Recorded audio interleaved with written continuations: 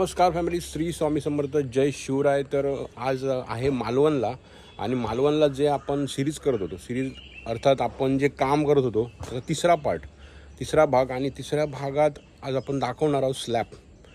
तर ज्याची आपण वाट बघत होतो आणि ज्याच्यासाठी आपण हे सगळं काम चालू केलं होतं, तर आज स्लॅब पडणार आहे. आणि स्लॅबचं काम कसं होतं एका दिवसात, पावसाची मेहरबानी राहील तर नक्कीच आजच्या दिवसात स्लॅब पूर्ण व्हायलाच पाहिजे असं काम सुरू होणार आहे. आणि ते काम सुरू होण्यापासून स्लॅब कसा पडेल हे तुम्हाला या व्हिडिओत मी नक्की दाखवणार.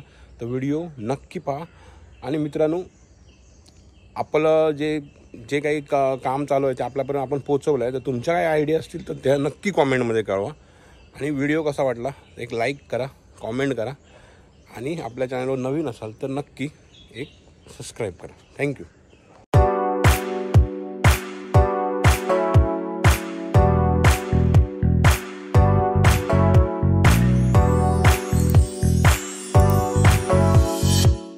तर मागच्या व्हिडिओत तुम्ही पाहिलं असेल, आपण ही वाट बनवली होती माल आणण्यासाठी.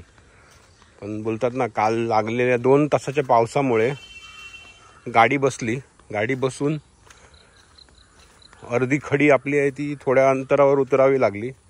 आणि ती गाडी काढण्यासाठी पण JCB आणावा लागला होता. आणि नंतर जी अर्धी खडी आहे ती इथे डंप करावी लागली. ही तुम्हाला समोर दिसते खडी इथे डंप केलेली आहे. ऑप्शन नव्हता. आता बोलतात की ते तर खडी परत वरती आणण्यासाठी आता वेगळा खर्च करावा लागणार, कारण पूर्ण इथे पाऊस पडल्यामुळे चिखल झालेला आहे आणि गाडी येण्याचं बंद झालं. आपण प्रयत्न केला होता की पूर्ण माल आपला जेवढ्या लवकर होईल तेवढ्या लवकर आपल्यापर्यंत पोचवावा, पण ते बोलतात ना, तो खर्च व्हायचा आहे तो होणारच. आता आपल्याला जेवढं सामान पाहिजे आहे ते आपण आणलेलं आहे. जे सामान आपल्या घरापर्यंत पोचलेलं आहे. फक्त एक खडीचा थोडासा इश्यू झाला. काल रात्री रेती आली आणि ती रेती पण आपण घराच्या जवळच उतरून घेतली आहे म्हणजे जेणेकरून ती रेती घेण्यास इझी व्हावं.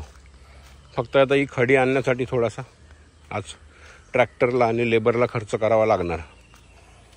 म्हणजे एक्स्ट्रा 2-3 हजार रुपयाचा खर्च होणार आहे ती खडी आपल्याला परत आपल्या साईडवर आणण्यासाठी.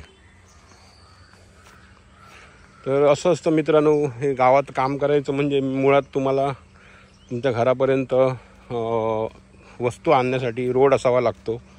नाहीतर खूप तुम्हाला खर्च होतो, डबल खर्च होतो. ही बघा, रात्री रेती आली आहे, ही इथे डंप करून घेतली. आणि ती रेती बघू शकता तुम्ही कशी आहे, कारण स्लॅबसाठी आपल्याला जाड रेती हवी होती, ती इथे डंप करून घेतली.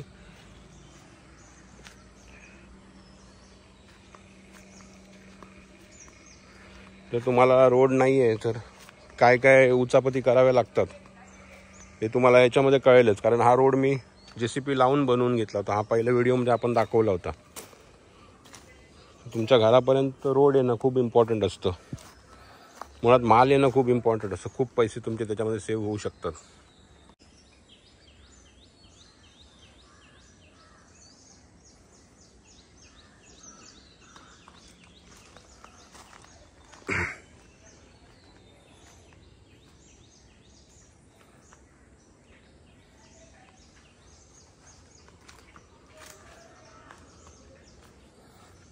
हा पोर्शन आपण वाढवलेला आहे. इथून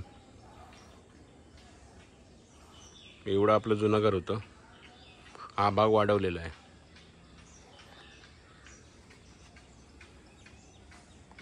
मटेरियलसाठी काय उचापती कराव्या लागतात, ज्यांच्या घरी रोड नाही येत आहे त्यांना नक्कीच माहिती असेल, ते नक्कीच कॉमेंटमध्ये सांगतील की काय काय उचापती कराव्या लागतात त्या. तर आपण ते सगळं केलेलं आहे आणि आपल्यापर्यंत माल पोचलेला आहे. आणि आपलं आता ऑलमोस्ट मटेरियल सगळं आलेलं आहे.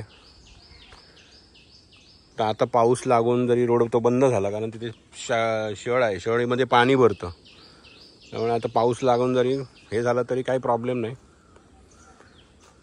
तेवढा तो आता आपल्याला पाहिजे तेवढं आपलं सामान आपल्यापर्यंत पोचलेलं आहे.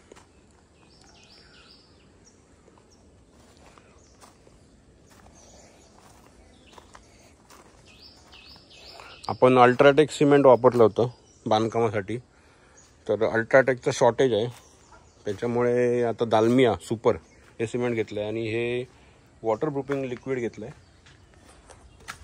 हे वॉटरप्रूफिंग लिक्विड आहे जे लिकेज न होऊ नये स्लॅब म्हणून घेतलेलं आहे. आणि एक क्लॅम्प्स घेतले जे फॅनसाठी वगैरे सोडले जातात ते.